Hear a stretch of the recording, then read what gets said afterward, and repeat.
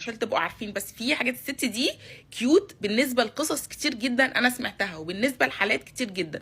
طيب هل ده حاجه المفروض احنا نتكسف منها؟ لا، دي حاجه ما ينفعش نتكسف منها، دي حاجه لازم نعترف ان هي موجوده، علشان لما نرفع راسنا من التراب وما ندفنهاش زي النعام لما بيدفنوا راسهم في التراب ويعملوا نفسهم مش شايفين اللي بيحصل. مطلوب مننا نرفع راسنا ونقول دي مشكله عندنا. طب ايه حل المشكله؟ نقدر نحلها ازاي؟ نقدر نحلها بزياده الوعي بالنسبه للامهات. علشان كده انا دايما بقول التعليم مهم للبنات.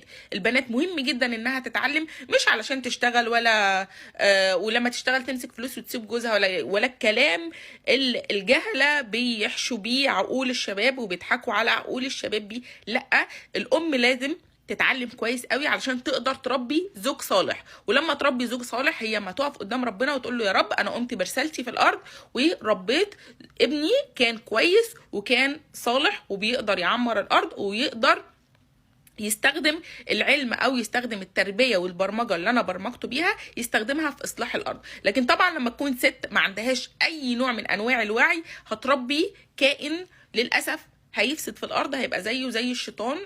احنا لما بنفسد في الارض ما بنختلفش عن الشيطان في حاجه خالص، لان هو ده اللي الشيطان عايزه. ففي البدايه والنهايه عايزه اقول لكم ان تعليم البنات مهم جدا، زياده الوعي مهمه جدا، برضو تطبيق اقصى عقوبه في الحالات دي مهمه جدا، لان للاسف برمجه الستات دي يعني مش عايزه اقول كتير او كلهم، لا، بس هي نسبه كبيره جدا من الشباب الستات دي برمجوهم برمجه على انهم بيكونوا في حاله دفاع دايما عن اي حاجه واي كلمه بالنسبه لمراتاتهم، في حاله هجوم، سوري انا اسفه، في حاله هجوم. يعني هم عندهم استعداد يهاجموا مراتهم على اي، يعني ده عنده استعداد يهاجم مراته على اتفه الاسباب، بيتحكموا في مراتاتهم لدرجه ان هم بيمنعوهم ان هم يزوروا اهلهم، بيمنعوهم من الاكل، بيمنعوهم من السوق، بيمنعوهم من الكلام ده كله. الحاجات دي انتوا مستغربينها علشان انتوا عايشين في مدن او كده، انا عايشه في مدينه وكل حاجه، وما كنتش اعرف الكلام ده كله قبل ما ابتدي اتعامل مع الناس دي، وقبل ما ابتدي برضو انزل في تدريباتي مع الفئه دي وافهم واسمع القصص والكلام ده كله.